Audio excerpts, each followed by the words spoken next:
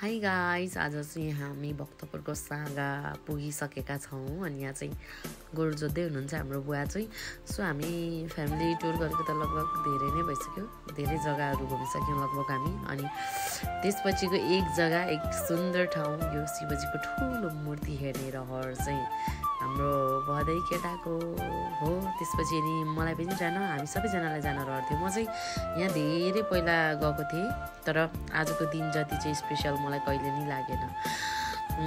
त्यहाँ पुग्ने साथ हामी चाहिँ एकछिन अनि यहाँ टी ब्रेक लियौँ, सबैजनाले चिया पियौँ। चिया चाहिँ त्यति धेरै मिठो होइन गाइस, ओभर महँगो छ भन्दिनँ ल प्राइस चाहिँ, तर मिठो थिएन। अनि त्यसपछि हामी चाहिँ यति खुसी भयौँ। किन भयौँ भन्दाखेरि यहाँदेखि भ्यू यस्तो राम्रो देखियो, मतलब वेदर यति धेरै राम्रो थियो कि है, हाम्रो भदै केटा पनि मक्कै परिरहेको थियो। किनभनेदेखि यस्तो राम्रो फोटो भिडियो आइराखेको थियो है, हामी त यति धेरै एक्साइटेड भएको थियौँ कि धेरै घाम लाग्यो भने पनि हुन्न थियो र घाम लाग्दै नलागेको भए पनि हुन्न थियो नि त। यो चाहिँ एकदम बिचको वेदर थियो क्या, यति राम्रो थियो। मैले प्रत्येक फोटो भिडियो खिचिन्जेल त्यही मात्र कुरा गरिरहेको थिएँ क्या, यति रमाइलो भयो। रमाइलो त भइहाल्छ नि, फ्यामिली भइसकेपछि, आफ्नो साथमा आफ्नो परिवार भइसकेपछि त्यो जति रमाइलो के नै हुनसक्छ होइन। त्यसमा पनि हाम्रो बुवा चाहिँ एकदमै साह्रै बिरामी, 5-6 महिना बिरामी भएर बेड भएर यतिको हुनुभएको। सो यहाँ लगेर हामी मन्दिरमा पुजारीलाई टिका पनि लगाइहाल्यौँ। पुजारी चाहिँ लेजी हुनुहुँदो।